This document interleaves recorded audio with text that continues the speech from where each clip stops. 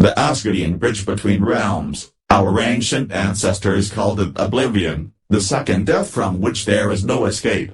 Ancient arcane sages of the chaos powers, or in modern terms ancient astrophysicists, theorized that all things in the sky and on the earth would eventually travel to this point until it swallows all that is, and from there the universe would begin again. They had a process that would allow one to continue, in theory, beyond this universe and into the next. It involved the last moments before singularity is reached.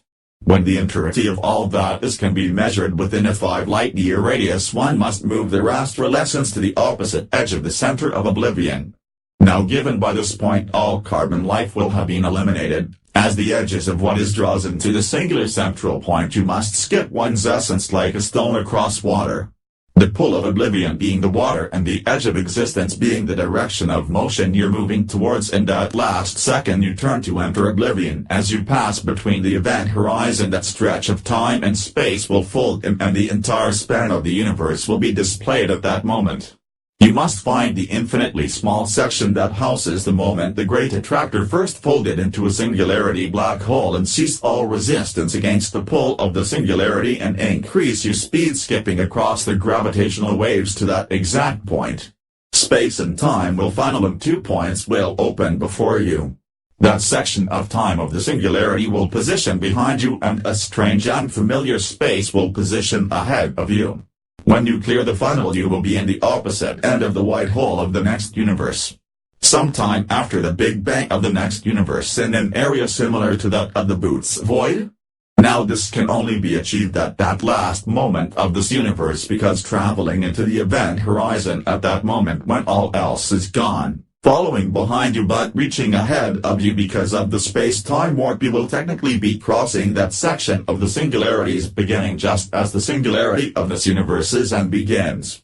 The stretch of time and space caused by the great attractor's origin of the moment it became a black hole, and that moment you are heading towards will create a wormhole bridging this universe and the next for a split second, when that last of our universe collapses, ejecting you into the new universe formed after ours dies. I have put this knowledge together by deciphering the Asgardian texts of the 9 realms and the knowledge left by the Lemurian Merkabahs, who are genetic cousins of ours that were here briefly long ago. Both the Asgardians and the Lemurians were travelers from other universes before ours.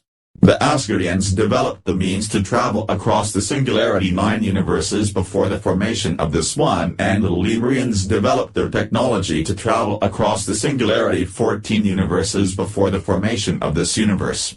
Though the Lemurians state that they were genetic clones of a precursor race that existed 2 universes before them, making that a total of 16 universes.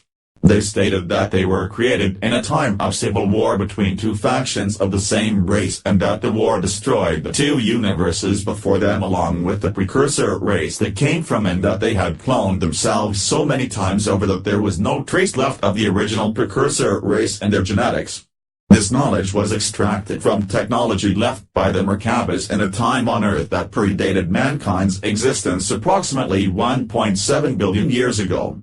The entirety of this knowledge, though, is a translation of that knowledge in my own calculations.